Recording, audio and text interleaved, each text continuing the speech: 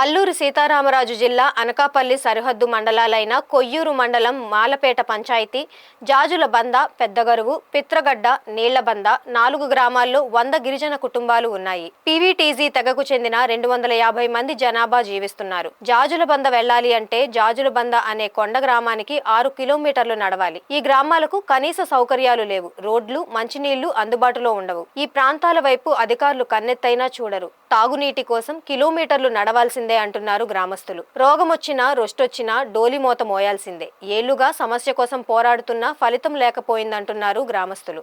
దీంతో ఇక తాడో పేడో తెలుసుకోవాలని సిద్ధమయ్యారు ఆ గిరిజనులు. 4 గ్రామాల ప్రజలంతా ఏకతాటి పైకి వచ్చారు. తమ గోడు ఆలకించండి మహాప్రభో అంటూ నిరసన తెలిపారు. మోకాళ్లపై కూర్చొని నిరసన ప్రదర్శన చేశారు.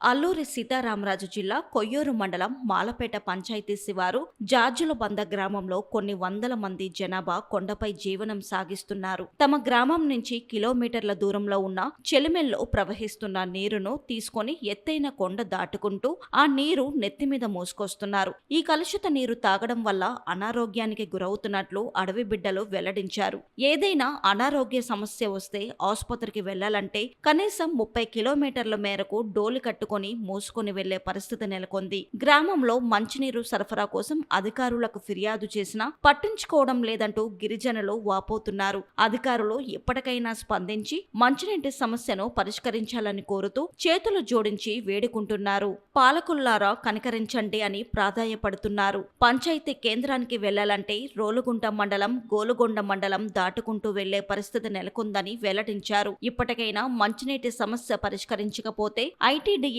కార్యాలయం వద్ద ఖాళీ బిందెలతో ఆందోళన నిర్వహిస్తామని ఆదివాసీ గిరిజనులు, మహిళలు ప్రభుత్వాన్ని హెచ్చరిస్తున్నారు. రేషన్ కార్డులపై ఇస్తున్న బియ్యం కనీసం 15 కిలోమీటర్లు భుజం మీద వేసుకుని తెచ్చే పరిస్థితి నేటికి ఇక్కడ కొనసాగుతోంది. మంచినీటి సమస్య పరిష్కారం చేయడం కోసం గతంలో ఇంటింటి కుళాయి ఏర్పాటు చేశారు. గ్రామంలో ట్యాంకు నిర్మాణం చేయలేదు. మోటార్కి విద్యుత్ కనెక్షన్ లేదు. విద్యుత్ రావాలంటే ట్రాన్స్ఫారం అవసరం ఉంది. అది లేకపోవడంతో 2 కిలోమీటర్ల దూరంలో గిరిజన మహిళలు బిందెలు పట్టుకొని వెళ్లవలసిన పరిస్థితి. ఇప్పటికైనా జల్ జీవన్ మిషన్ ద్వారా ట్యాంక్ నిర్మాణం చేసి ప్రత్యేకమైనటువంటి ట్రాన్స్ఫారం ఏర్పాటు చేయాలని, ఇంటింటికి కొళాయి ఇప్పించాలని చెప్పి ఆదివాసీ గిరిజన మహిళలు జిల్లా కలెక్టర్ కి వేడుకోవడం జరిగింది.